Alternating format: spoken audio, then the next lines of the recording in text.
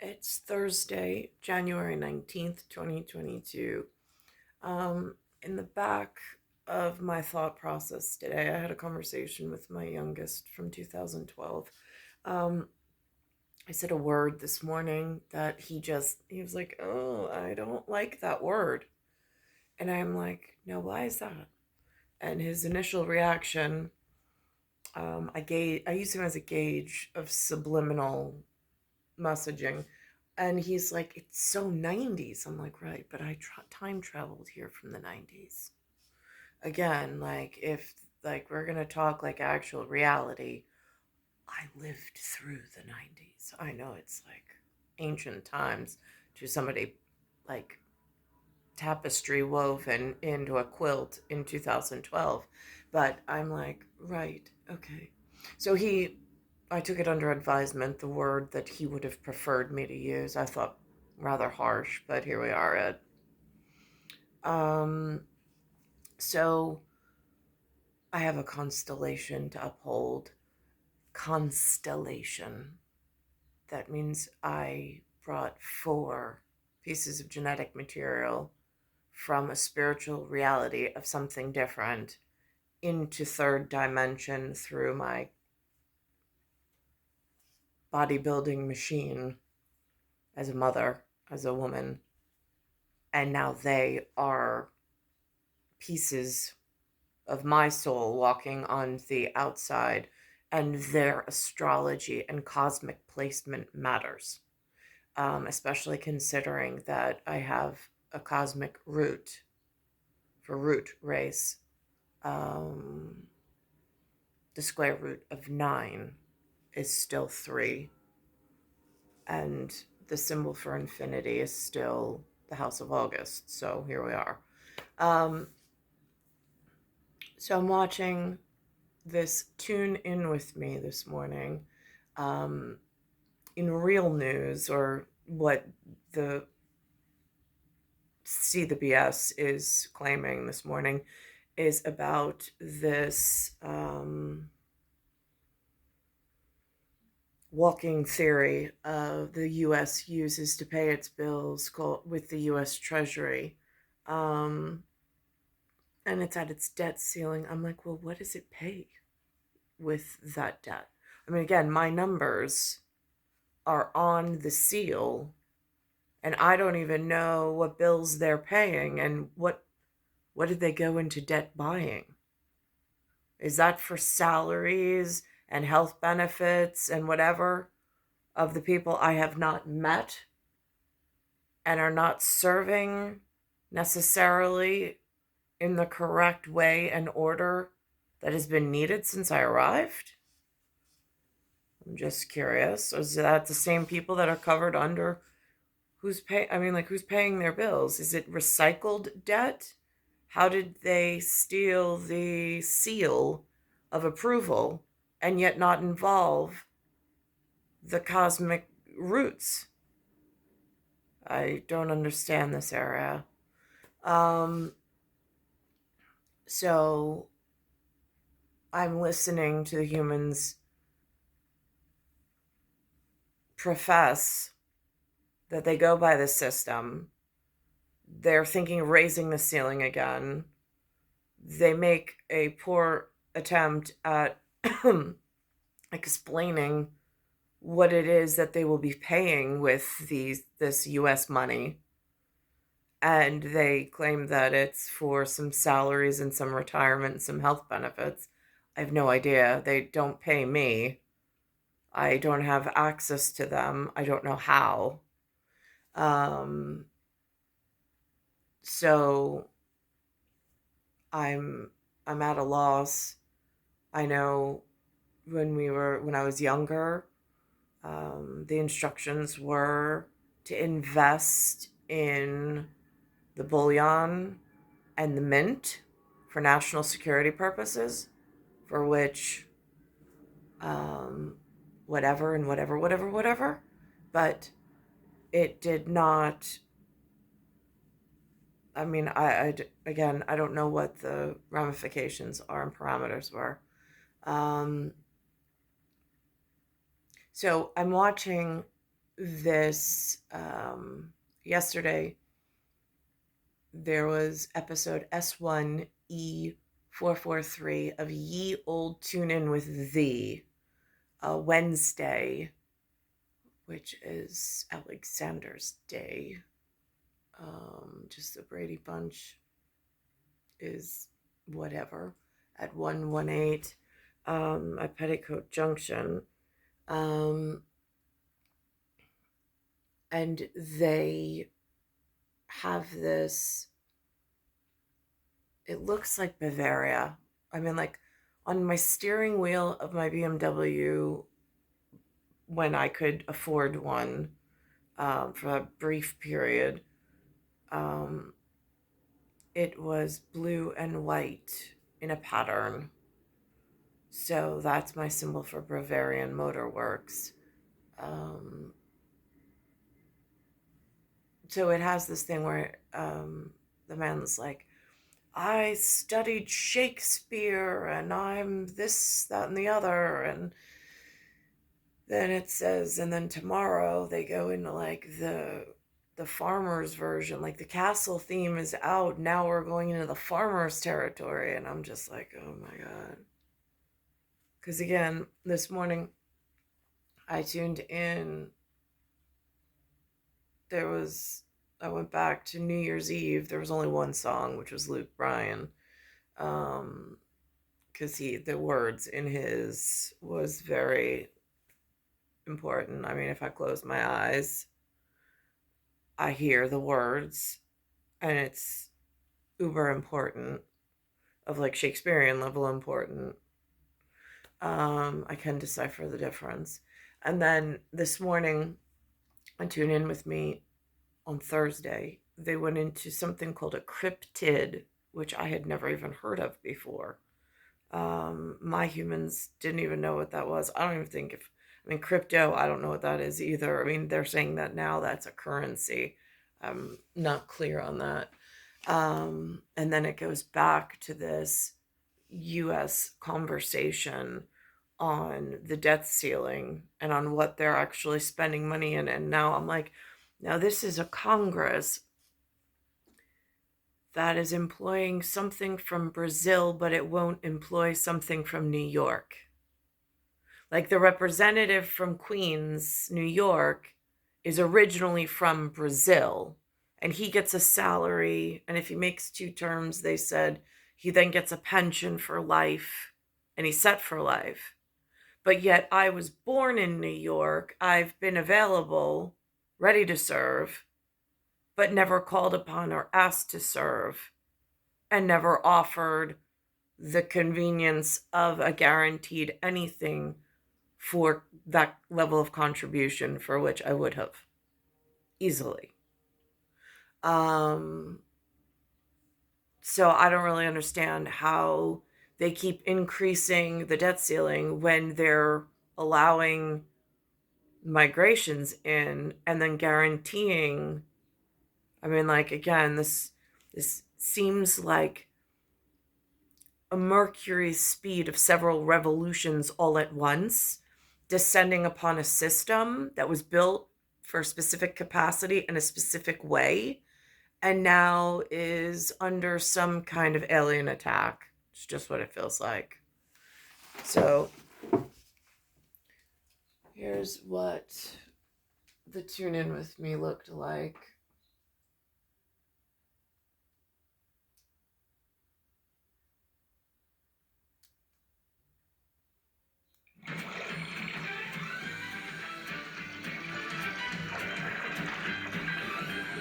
Huzzah! So glad to see you back in the castle. Hey, thanks for watching You Tune In With Me. Guys, did you not get the memo? What memo? And what is this word memo you speak of? Fellas, drop the act. Newsflash, we've been canceled. Wait, what? Yeah, the whole castle thing is over. The new trend is farm humor. Farm humor? Yeah, you know, rural comedy, corn jokes, donkey stuff. But this is rubbish. I am a Shakespearean actor trained at the Royal Academy, and I shall never ever lower myself to do barn humor. Well, morning, y'all. I'm Barnyard Bill, and this here fell in the tank of frying fat is my catfish friend Chris. Chris, hey, catfish. So wait, ye howdy? Used to be about knights and dragons? Yeah, Toonie, it would appear so. Ha, well, that's showbiz. It sure is. But hey, let's keep the theme going with a cartoon about dramatic actors and sword fighting.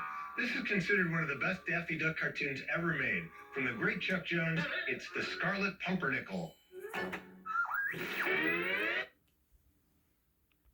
Now, if I look here, Daffy, who, by the way, has this scarf on around his neck, but if he doesn't, he has a very priestly look to him because he's adorned in all noir or all black with this white collar that kind of reminds me of either a monk or a priest of some sort in some kind of sacred wear. Yes, But he pulls a paper out that says Dumas. But if you slow it down and phonetically spell it out, it could sound like dumb as. Let's see now, where to begin? Oh, yes, page one. The Scarlet Pumpernickel by Daffy Dumas. No, chapter one. Once upon a time. And in German, it's like instead of Du hast, I mean, like again, I don't, Dumas, I mean, as in Dumore? Is that what you mean? I mean, ay. Great opening, huh? Once upon a time, in merry old England, there lived a daring young highwayman known as the Scarlet Pumpernickel. The Lord High Chamberlain's men could never catch this handsome young desperado, for he was slippery as a needle and smart as a fox. That masked stinker. But one day, the Lord High Chamberlain got an idea. He would marry Melissa to the Grand Duke. That would bring the Scarlet Pumpernickel to town, and, quick, a messenger. Thieves, take a letter to the Grand Duke. first, I am happy, for I am to marry the fair Melissa. Then, I am furious, because I despise the Scarlet Pumpernickel. Meanwhile, high in a tower room, the fair Melissa awaited her fate. Oh, Scarlet! Now, why does it say ye giant size Wipex? Just curious. I mean, I'm in a state of New York that has, in NFL terms, a giant, a jet, and then a buffalo.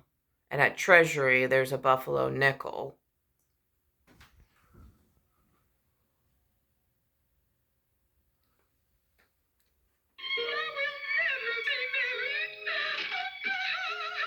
As the wedding day approached, the Lord High Chamberlain. Now, Dragnet this morning was the Pyramid Swindle, which was S10E12, Thursday 119. It says, an evangelizing woman lures prospectors into her illegal money-making scheme. It was from November 28th, 1967. Now, I look at this, and I am just like, I'm looking at what does Dragnet, what were they teaching my ancestors, I suppose, before, like, it, to supplement, I suppose, the lack or the poor educational system in New York. I didn't have access to this level of television. It wasn't being aired or run in a time frame where I could sit down and study and use this as a study guide. And without directionals or access to these television programs, there was really no way to learn about penal code or like law of sorts, for which I know other families, I've heard, they had these like tracks and they had opportunity that I never had.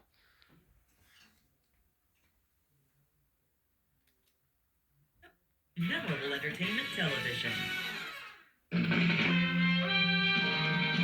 This is the city, Los Angeles, California. It's a big city, and a lot of money can be made here. The great majority spend their time working hard to support themselves and their families. There's a small minority who spend their time thinking up ways to separate these people from their hard-earned pay. It's my job to try and stop them. I carry a badge. It was Monday, March 13th. It was cool in Los Angeles. We were working the day watch out of Frauds Division, Bunko Section. The boss is Captain Lambert. My partner's Bill Gannon. He said Bunko Section. And I'm like, now, again, I've time traveled. From when my first arrival in 1978, I now time traveled all the way through the last 4 decades without access to the same participation that some of the other U.S. representatives get to enjoy, whether their feet are in the continental United States or elsewhere. And this television show, which happened on this continental, is talking about Bunko. And this morning the headlines are that the U.S. debt ceiling, they are speaking this Congress, for I have no idea how or who or what country is seated inside these committees making these decisions and essentially taking the steering wheel of the country and what the next generation is going to inherit and steering it in unknown ways. My name's Friday. We began the day with our usual Monday morning routine, reading and checking the business opportunities section of the daily newspapers. On occasion, an ad in the paper has led to a successful Bunko investigation and prosecution.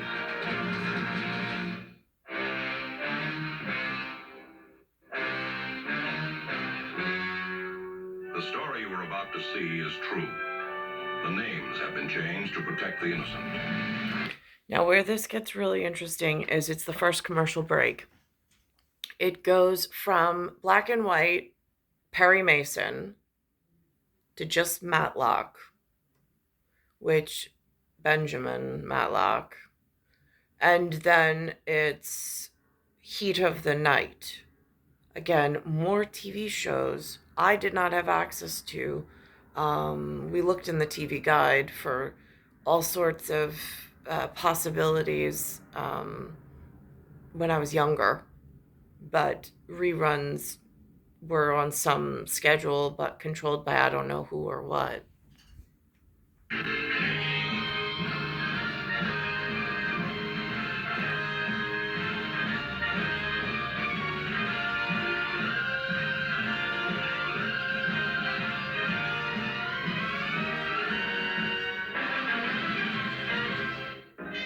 TV has your alibi every weekday. Your Honor, I don't know what kind of a stunt this is. Would you be good enough to explain to the court just what it is your secretary is working on over there? Let me explain, Perry. Exhibit A, Perry Mason at 9/8 Central. Exhibit B, Matlock at 10/9 Central. Exhibit C, In the Heat of the Night at 11:10 Central. What do they all have in common? Oh, my ancestry. So where did they go?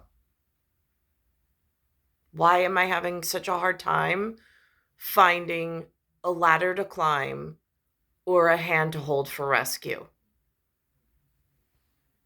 Now, here's the serious news of this morning with this debt ceiling.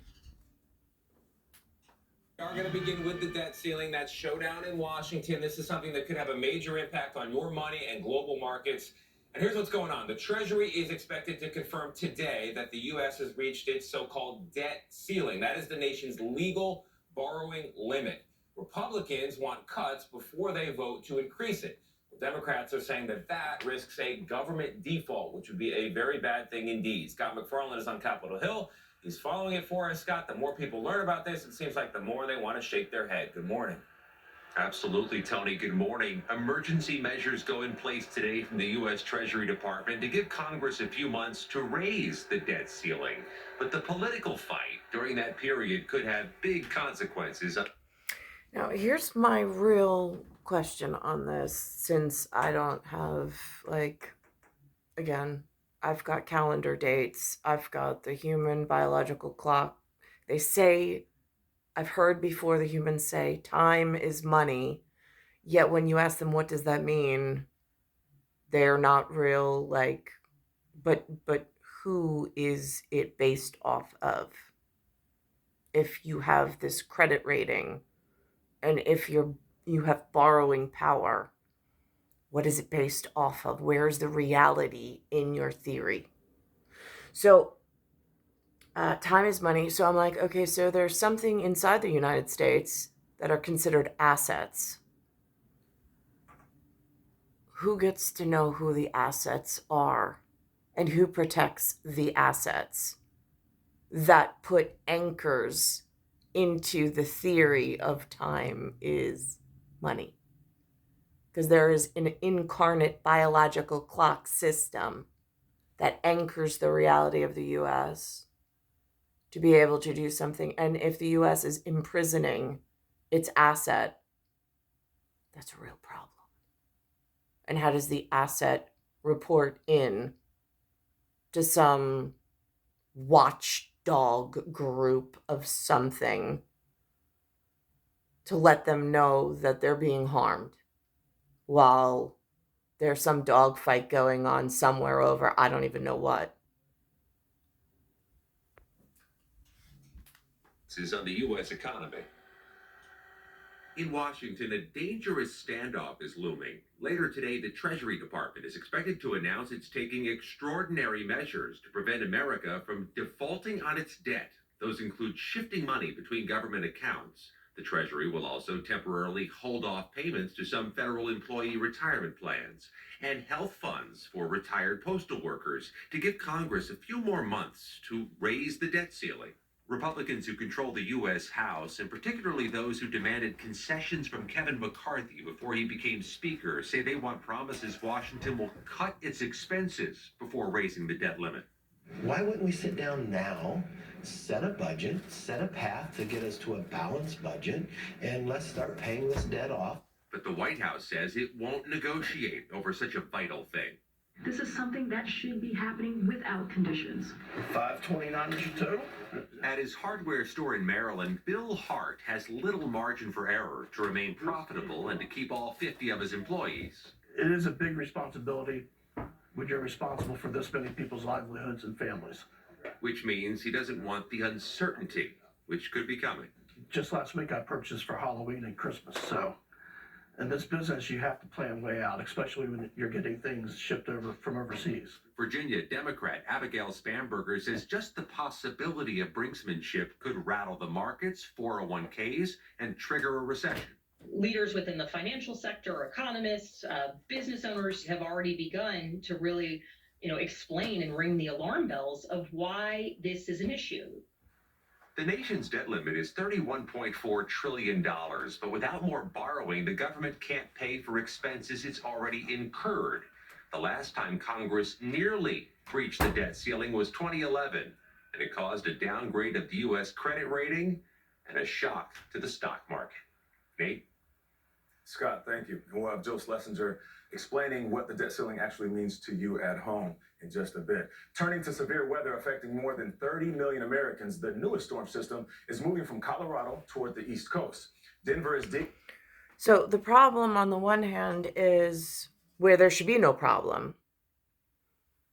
There's some collateral that some theory uses in a time is money, right? So where are the biological clocks? Are they safe, secure? Are they able to function? Are they enjoying their time? Because I see a lot of pieces of humanity that seem to be better off and enjoying themselves more than I've ever been able to obtain. While perhaps somebody thinks I'm collateral. I mean, again, where is this line of, there are the supers, and there's the guardian and the keep, and then there's the rest of humanity that there's hierarchy in the stars. And here we are.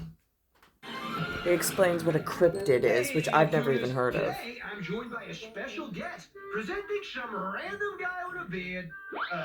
Toonie, it's me, it's Bill. Bill? What the heck?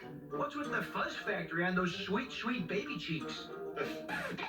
Oh, nutcracker. Oh, sorry about that, Toonie. I took a weekend trip, and when you know it, I forgot to pack my grooming essentials. Yeah, no problem. So, what'd you do on your little excursion? I am so glad that you asked. I was actually on a hunt to find some cryptids. Bill, you don't gotta go very far to find critics of our show.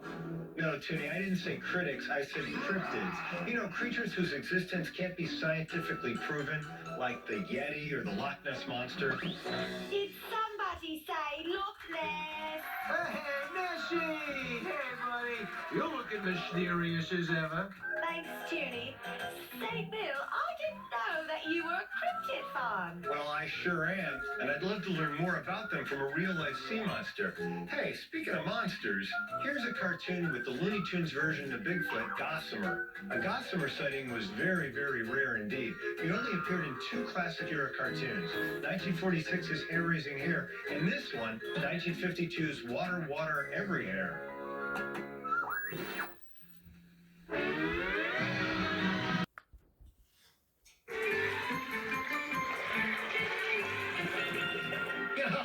Welcome back to the Cartoon Castle. It is I, Sir Billiam, protector of the morning cartoon realm. Here as always with my court jester, Codpiece. Hey, Billy, you gotta try this tank ham. Stars and comets. I do not want to try any of your tank ham, Codpiece. All right, suit yourself. I just figured you'd want some protein before you fight the dragon. There's a what now? A dragon terrorizing the village. Yeah, the town cry has been... Dragnet. Dragon. That's how they pronounce it. Again, between Ghost Bell and Gossip. Trying to follow along. Crying about it for days. Codpiece, you keep speaking of this town crier, yet I have no idea who you may mean. Hear ye, hear ye! I'm the town crier. I'm a big crybaby. Quizzard the Wizard, why are you so sad? You are so wise, so eldritch. Oh, sure, I'm Eldritch, but I live in a cave. Well, your cave does have a mystical pool of immortality, at least. Well, yeah, I mean, there's that. And bats. Huh. And do you know what you get with bats? Oh, I'm talking mucho guano, my friends.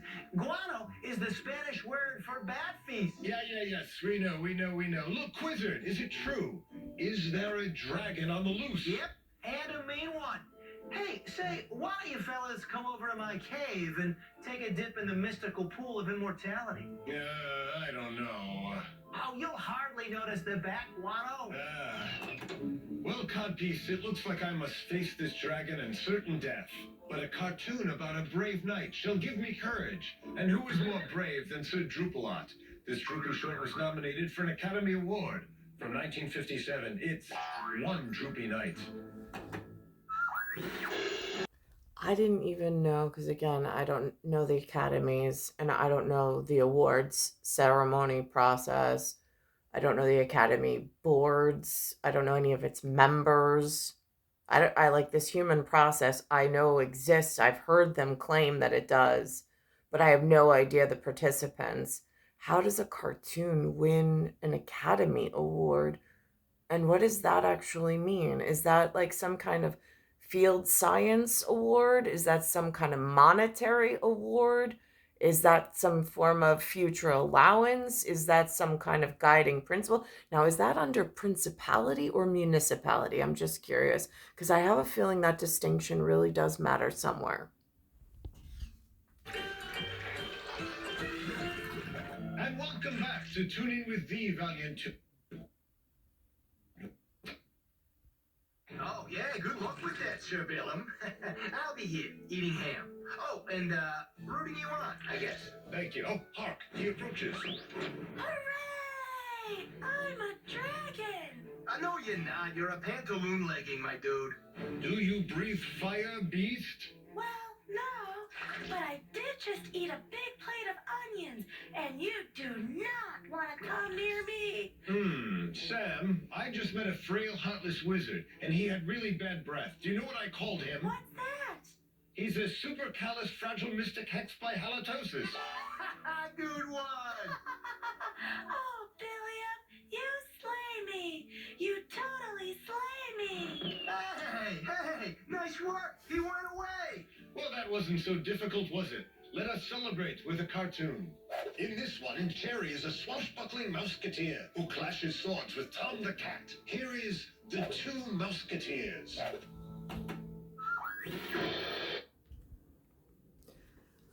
Tom and the cat. So it's star 1978, star 8378, Nicole, Cattaruzza, it's Earth, solar system, Milky Way, universe, galaxy is broken, and it's Bayside Station, Bayside, New York, 11361.